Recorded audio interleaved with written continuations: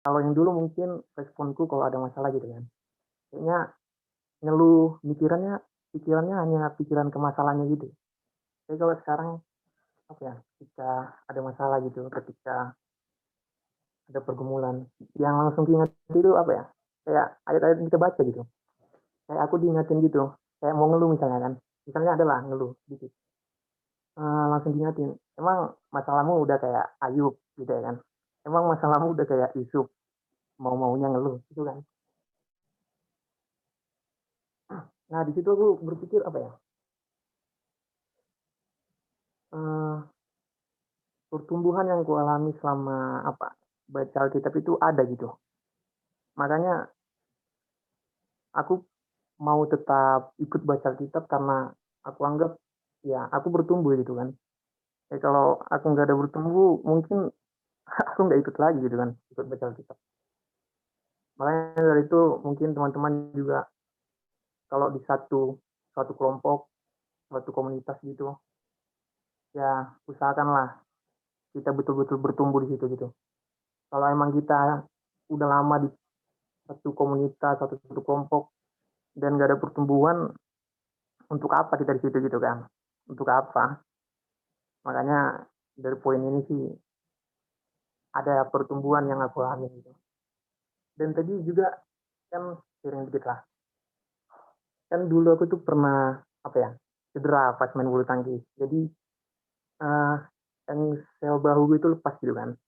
Yang sel bahu itu lepas. Nah di situ emang pas saat di apa ya lah di kali kali tulang lah. Emang katanya nggak bisa sembuh total, nggak bisa kayak kembali seperti semula gitu. Pasti nanti ada satu saat kayak lepas gitu lagi gitu kan. Nah tadi hari ini pas beres-beres beres-beres itu gue jadi mau jatuh gitu kan. Tanganku refleks untuk menangkap pipinya. Jadi refleks tuh. Jadi bau ini kayak lepas lagi gitu kan. Lepas lagi nggak bisa digerakin. Yang langsung ingat adalah Tuhan, Tuhan, Tuhan, tolong Tuhan, tolong Tuhan. Karena aku tahu rasanya sakit kali gitu. Karena dulu aku tuh rasanya, buset, satu tangan itu kayak kayak sakitnya apalah susah lagi bilang. Tapi pas aku bilang kayak Tuhan, tolong Tuhan, tolong Tuhan. Karena kan tangan butuh banget gitu mas setiap harinya kan. Cuman cuman beberapa detik pas aku bilang Tuhan, Tuhan gitu kan. Aku cuman gerakan dikit aja langsung langsung kembali seperti semula gitu tanganku. Langsung bisa digerakin. Walaupun masih ada jenuh-jenuh gitu. Dari gitu apa ya? Belajar kalau setiap ada masalah itu langsung apa ya? Langsung serahin sama Tuhan gitu. Karena apapun, sekecil apapun, uh, mungkin kayak masalah kita ngerjain tugas, pernah nggak sih kita minta tolong sama Tuhan gitu? Kalau ngerjain tugas, Tuhan tolong apa? Tolong bantu aku untuk ngerjain tugas. Jujur sih, aku nggak pernah gitu kan, nggak kepikiran gitu sampai segitunya. Nah yang gue dapat adalah kecil apapun permasalahan kita, ya minta tolong sama Tuhan gitu. Nggak harus besar, gitu sih. Mungkin teman-teman. Thank you, thank you. Amin. Ya, saksian iman yang menguatkan saya juga, semoga menguatkan teman-teman sekalian. Si Tuhan kita sama-sama tinggal atau bisa melihat bahwa Tuhan itu nyata ya, real. Meskipun dia tidak terlihat, tapi kita percaya. Ya, inilah yang dinamakan iman. Jadi iman itu kita tumbuhkan, semakin iman itu bertumbuh, ya semakin ada banyak hal positif yang datang. Entah itu berani, entah itu berkat jasmani. Nah, Tuhan pasti memberkati dan membuat kita terus maju di dalam persekutuan atau pertumbuhan dengan Tuhan ya. Amin. Si Tuhan, kalau begitu kita segera memulai ya, karena sudah pukul 9 juga. Maka kita sama-sama bangun ya. Baik, kalau begitu seperti biasa kita akan mulai dengan doa. Apakah bisa minta tolong kepada Irfan untuk mendoakan kita di awal ini? Ya Kak. Saya Kak. Ayo, teman-teman kita satu dalam doa. Allah Bapa kami kerajaan sorga, kami mengucap syukur ya Tuhan. Sebentar lagi kami akan memulai renungan firman-Mu yang akan dibawakan oleh Kak Renat, Kak Elia, Kak Yohanes, dan Kak Iva ya Tuhan. Tuhan, semoga renungan ini bermanfaat untuk kehidupan kami ya Bapa. Bapa, ketuklah pintu hati teman-teman yang belum bisa hadir pada malam hari ini ya Bapa.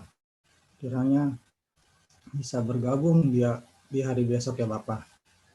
Bapa, berilah kesehatan untuk kami dan kedua orang tua kami ya Bapa. Bapa, ampunilah segala dosa-dosa kami maupun yang sengaja maupun tidak sengaja ya Bapa. Inilah doa kami yang satu nama yang indah, Tuhan Yesus Kristus, Juru Selamat kami yang penuh hidup. Amin. Amin. Oke, thank you Irfan atas doanya. Baik, malam ini kita kembali bersama-sama mempelajari firman Tuhan ya, mempelajarinya juga mengalaminya. Oke, jadi sudah dibagi untuk pembagian pembacaannya, satu orang satu ayat ya, dimulai dari Sri, Edwin dan seterusnya. Ya Kak, saya mulai ya Kak. Ya. Lukas 9 ayat 51, Yesus dan orang Samaria. Ketika hampir genap waktunya Yesus diangkat ke sorga, ia mengarahkan pandangannya untuk pergi ke Yerusalem. Ayat 52, dan ia mengirim beberapa utusan mendahului dia. Mereka itu pergi, lalu masuk ke suatu desa orang Samaria untuk mempersiapkan segala sesuatu baginya. Oke, 53. Tapi orang-orang Samaria itu tidak mau menerima dia karena perjalanannya menuju Yerusalem. 54.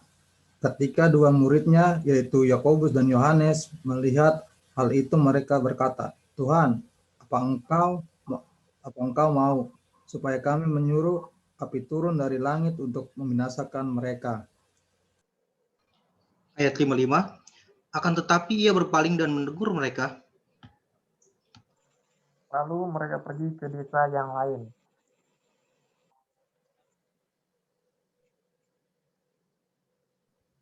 Oke. Ayat berapa ya Kak sekarang? 57. Hal mengikut Yesus. Ketika Yesus dan murid-muridnya melanjutkan perjalanan mereka, berkatalah seorang di tengah jalan kepada Yesus, "Aku akan mengikut engkau, kemana saja engkau pergi." Ayat 58. Yesus berkata kepadanya, serigala mempunyai liang dan burung mempunyai sarang, tetapi anak manusia tidak mempunyai tempat untuk meletakkan kepalanya.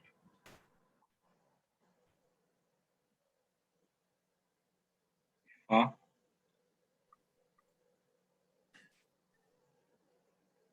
Ayat 59 Iva ya, saudari Iva ya. 59, lalu ia berkata kepada seorang lain, "Ikutlah aku." Tetapi orang itu berkata, "Izinkanlah aku pergi dahulu menguburkan Bapakku."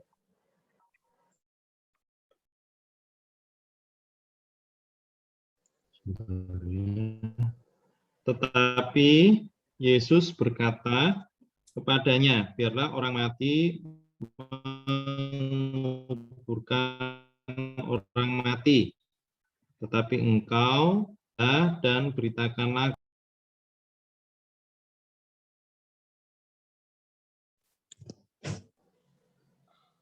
ayat 61, dan seorang lain berkata, "Aku akan mengikut engkau, Tuhan, tetapi izinkanlah aku pamitan dahulu dengan keluargaku." Ayat 62, tetapi Yesus berkata, setiap orang yang siap untuk membajak tetapi menoleh ke belakang tidak layak untuk kerajaan Allah. Lukas pasal 10 ayat 1. Kemudian daripada itu Tuhan menunjuk 70 murid yang lain, lalu mengutus mereka berdua-dua mendahulinya ke setiap kota dan tempat yang hendak dikunjunginya. Ayat 2, katanya kepada mereka, Tuayan memang banyak, tetapi pekerja sedikit. Karena itu, mintalah kepada Tuhan yang empunya tuayan, supaya ia mengirimkan pekerja-pekerja untuk tuayan itu. Ayat 3, pergilah sesungguhnya aku mengutus kamu seperti anak domba ke tengah-tengah serigala. Ayat 4, janganlah membawa pundi-pundi atau bekal atau kasut, dan janganlah memberi salam pada siapapun selama dalam perjalanan. Ayat 5, kalau kamu memasuki suatu rumah, katakanlah lebih dahulu, damai sejahtera bagi rumah ini. Ayat 6, dan jikalau di situ ada orang yang layak menerima damai sejahtera, maka salammu itu akan tinggal atasnya, tetapi jika tidak, salammu itu kembali kepadamu. Ayat 7, tinggallah dalam rumah itu, makan dan minumlah apa yang diberikan orang kepadamu. Sebab seorang pekerja patut mendapat upahnya. Janganlah berpindah-pindah rumah. Amin. Ayat 8, dan jikalau kamu masuk ke dalam sebuah kota, dan kamu diterima di situ, makanlah apa yang dihidangkan kepadamu. Ayat 9, dan sembuhkanlah orang-orang sakit yang ada di situ, dan katakanlah kepada mereka, kerajaan Allah sudah dekat padamu.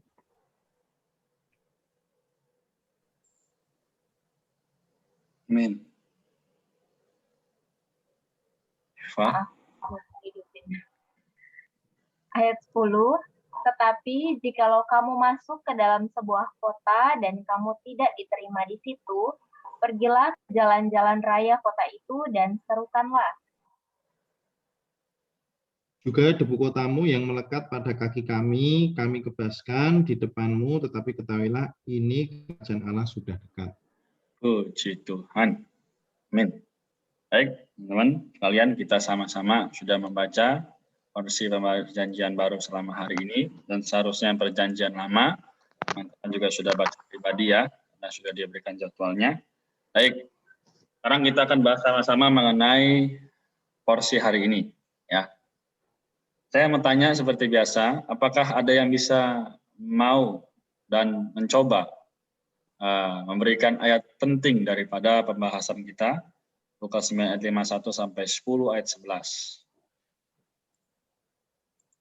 Jika ada, dipersilakan. Oke, yang lain?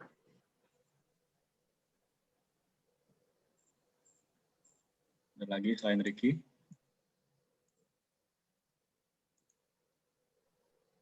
Ayat 62. 62. Oke. Ayat 60. Ya, coba yang sudah menjawab tadi masing-masing bacakan ayatnya. Ayat 58, Yesus berkata kepadanya, serigala mempunyai liang dan burung mempunyai sarang, tetapi anak manusia tidak mempunyai tempat untuk meletakkan kepalanya.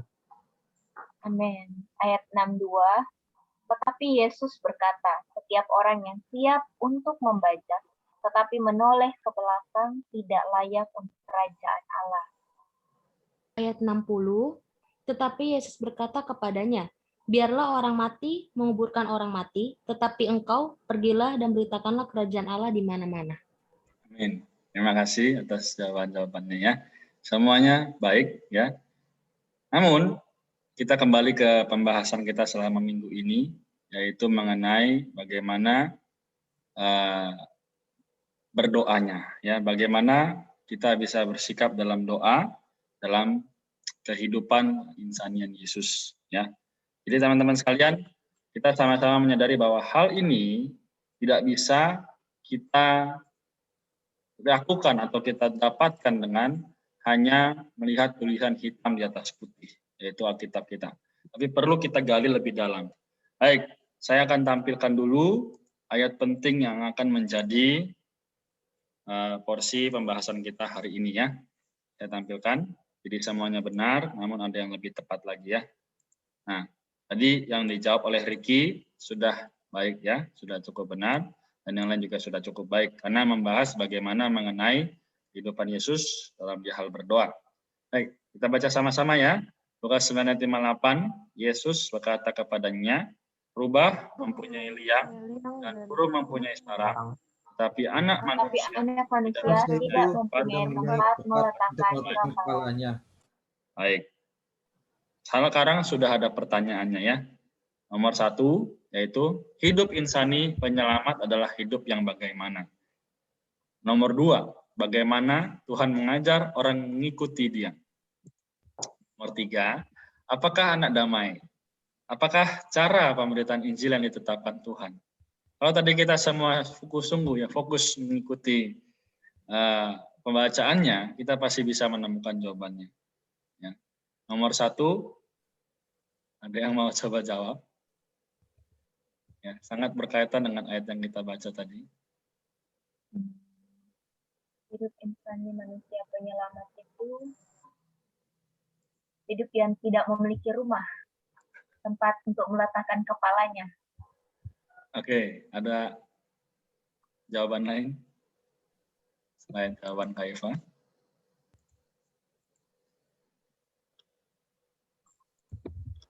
Hidup yang melayani.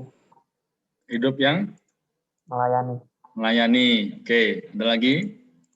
Mungkin kepada siapa ini? Oke. Wahyu, ada ide? Ada jawaban? Oke, belum ya. Bagaimana? Terputus. Pertanyaan nomor 1 ya, Kak? Ya. Hidup insani penyelamat adalah hidup yang bagaimana? Hidup insani penyelamat adalah hidup yang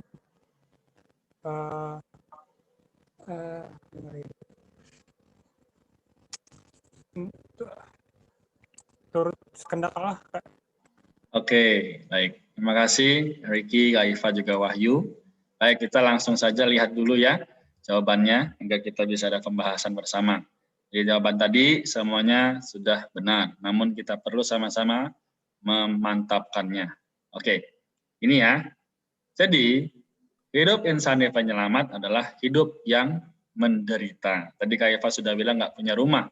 Kemudian Ricky juga sudah bilang ya, melayani. Ya, Wahyu juga sudah bilang seturut kehendak Allah. Benar sekali. Ya, dalam rumah penginapan, ini di kitab Lukas pasal 2 ayat 7 ya. Di dalam rumah penginapan, pada saat kelahirannya, tidak ada kamar tempat dia berbaring. Ya. Jadi, waktu dia mau lahir, ya tidak ada tempat untuk dia. Gitu loh. Dan dalam pelayanannya, ministrinya yang ajaib, tidak ada tempat baginya untuk beristirahat. Bayangin, ya, penderitaan merupakan suatu tanda hidup insaninya. Ya, Lukas pasal 2 ayat 12 ya. Beberapa waktu lalu kita bahas. Nah, inilah tadi yang sudah join jam 8:30. Sebenarnya saya sudah kasih kisi-kisi tuh ya. Jadi saya sudah kasih bocorannya ya mengenai penderitaan-penderitaan. Jadi ini yang bisa kita dapatkan dari jawaban nomor yang pertama ya. Harusnya sudah pahami semua ya. Jadi mengapa kehidupan manusia penyelamat atau insaninya adalah kehidupan yang menderita? Karena memang dia menderita agar untuk bisa menyelamatkan manusia yang berdosa. Oke, sekarang yang pertanyaan kedua. Yang sudah jawab tidak boleh jawab lagi ya. Nah, yang bagaimana Tuhan mengajar orang mengikuti Dia? Oke. Ini ada di ayat-ayat terakhir dari pasal 9. Sherlyn, Kak. Ya, silakan Sherlyn. Bagaimana Tuhan mengajar orang mengikuti Dia? Tadi udah dijawab, harus siap menderita. Terus karena ini kan banyak jawaban kayak izinkan aku pergi dahulu gitu kan. Terus ada juga yang biarkan ayat 60, biarlah orang mati menguburkan orang mati. Terus yang 62, tetapi Yesus berkata, setiap orang yang siap untuk membajak, tetapi menoleh ke belakang tidak layak untuk kerajaan Allah. Berarti yang siap harus siap mengikuti Yesus, kita nggak boleh melihat masa lalu atau meninggalkan semua keburukan kita, dan harus tetap siap menyebarkan kerajaan Allah lewat kesaksian kita, lewat firman kita, Kak. Amin. Baik, terima kasih Sherlyn. Yang lain ada lagi? Yang mau coba jawab?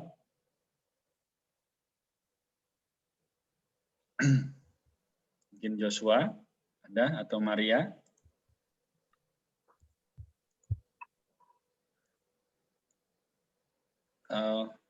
Ella? Belum ya? Irfan ada?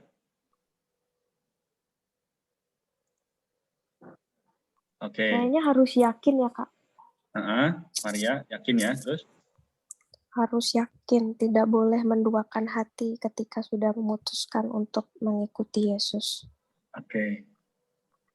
Baik, terima kasih untuk Sherin dan Maria yang jawab pertanyaan nomor 2. Jadi sebenarnya yang dijawab Sherin itu sudah to the point ya. Sudah menjawab. Ya, oke, kita bahas sama-sama ya kalau gitu ya.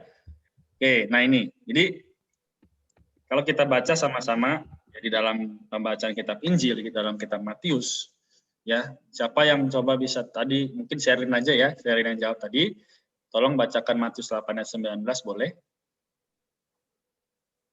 Kita flashback sedikit.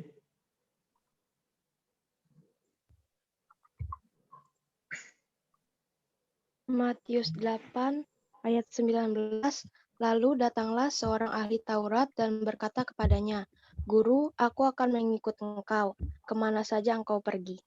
Ya, ahli Taurat. Ahli Taurat dia biasanya hidup nyaman, tapi dia menjawab, aku mau ikut engkau kemana saja engkau pergi. Ya, karena apa? Dia melihat orang banyak itu tertarik kepada dia, yaitu Yesus, ya, penyelamat. Lalu dia ingin mengikutinya karena rasa ingin tahu tanpa memperhitungkan harganya.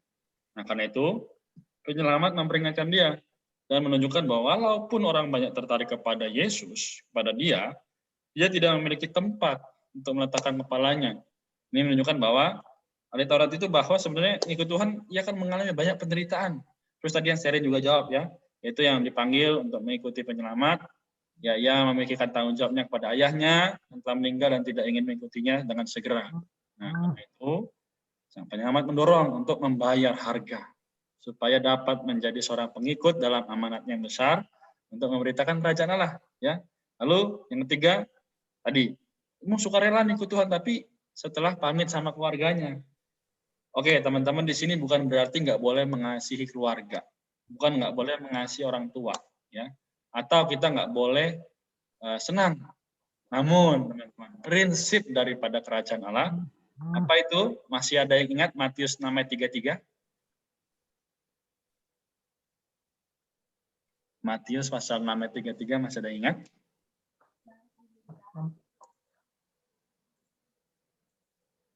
Oke, siapa yang mau? Nanti dilanjutkan.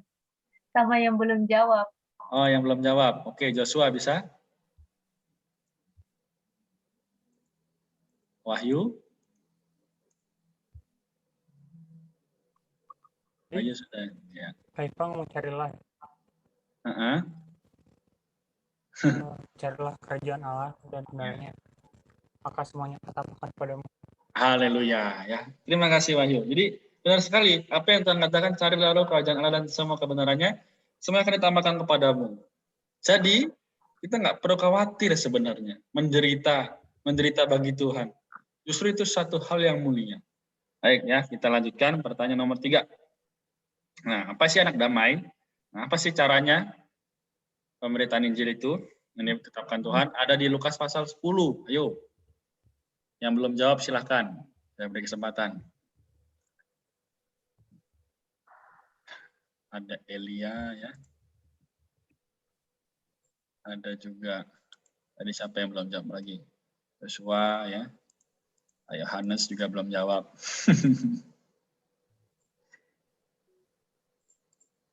Oke.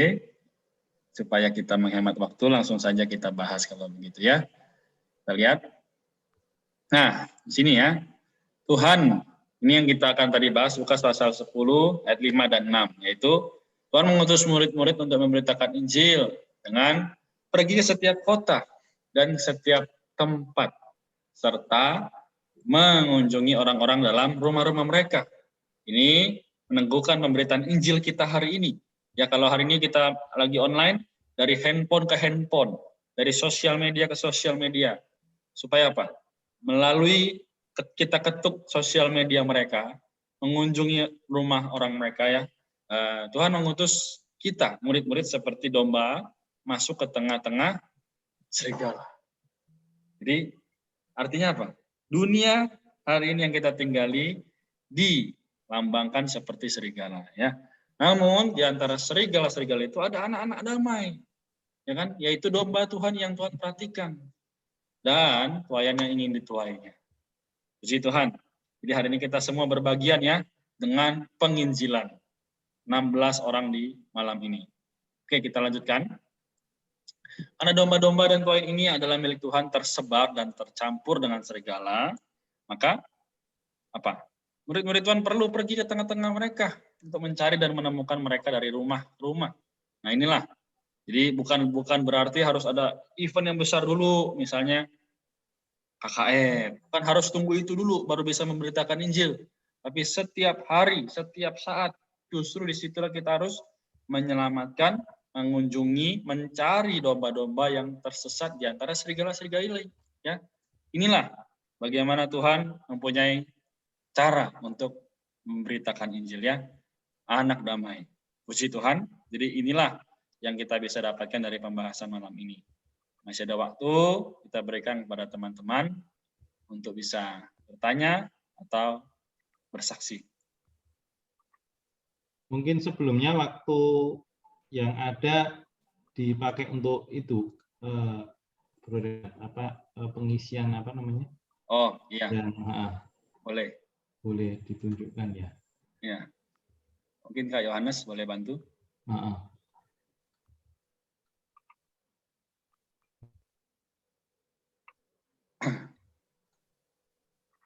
Apakah bisa ya Kak Yohanes?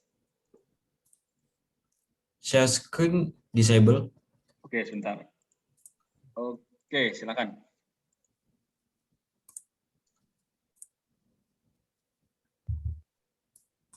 Sorry, ya.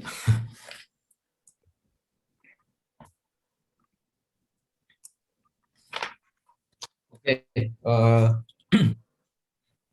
ya ini apa? Ada semacam pengumuman ya, kabar baik juga buat kita semua. Nah, jadi kan mungkin beberapa waktu lalu sempat ada pemberitahuan ya mengenai ada Alkitab untuk ya bisa kita belajar bersama-sama dan gratis bisa dikirimkan ke ya tempat kita masing-masing. Nah, sebenarnya mungkin ada yang baru tahu juga apa Alkitab versi pemulihan ini. Nah, jadi bentar.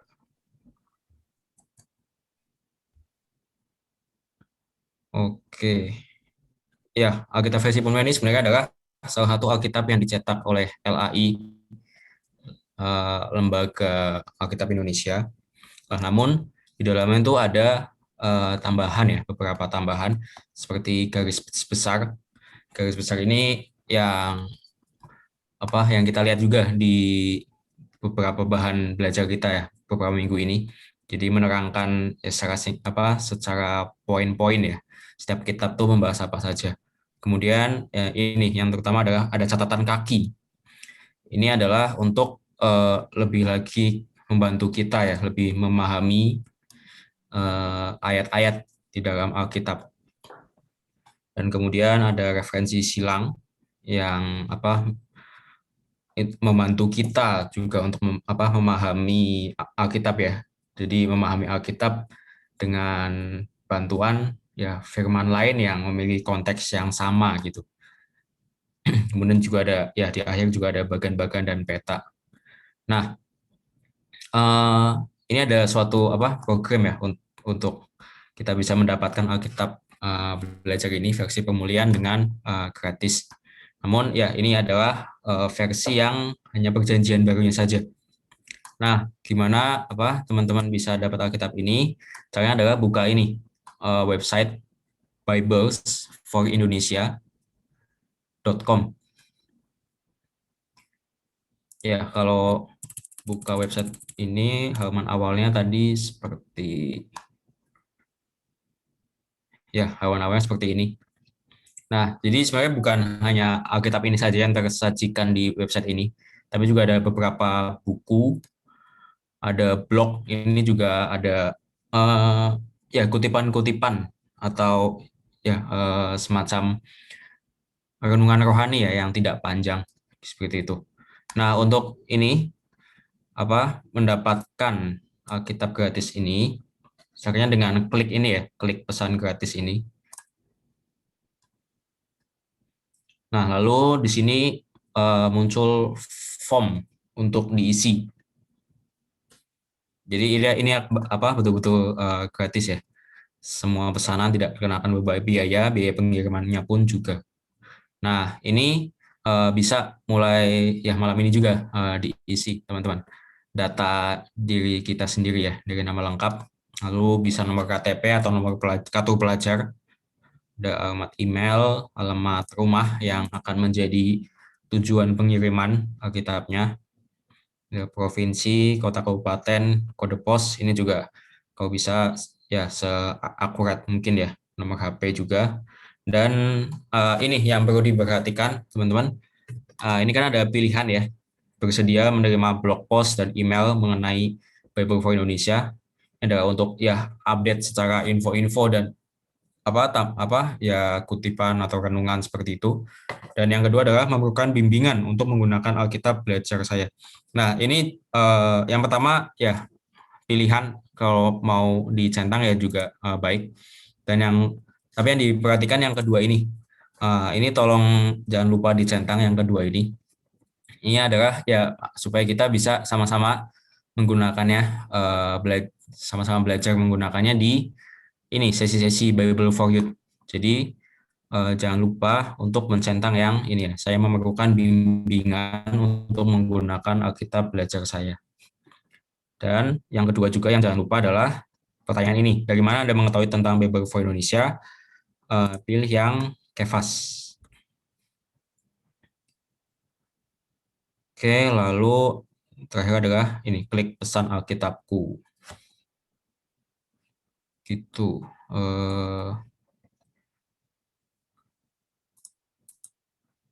Oke, ya mungkin juga biar nggak kelupaan juga bisa dibuka sekarang websitenya. Ini kan udah di-share sama Kak Renat ya linknya.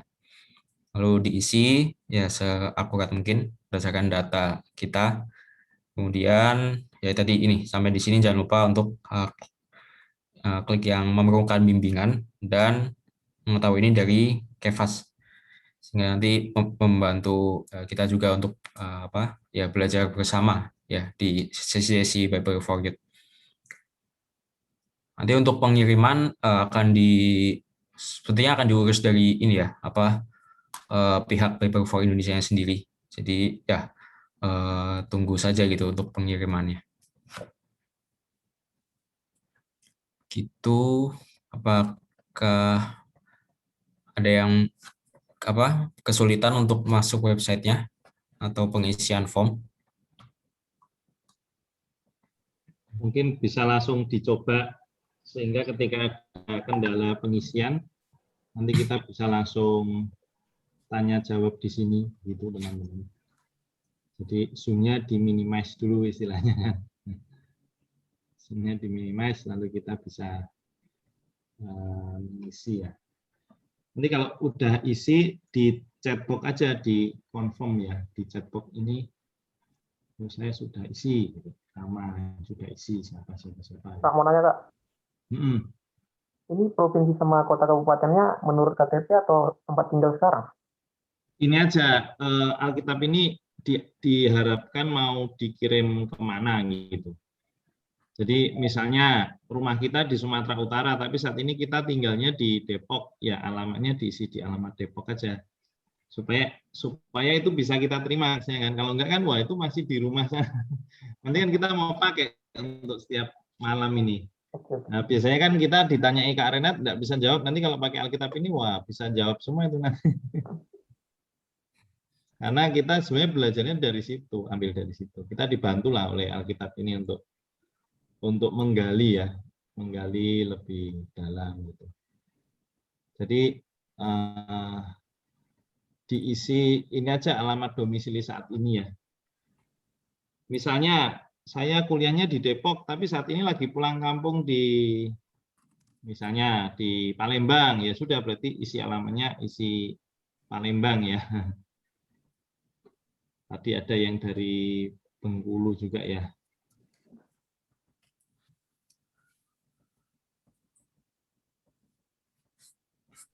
Amin.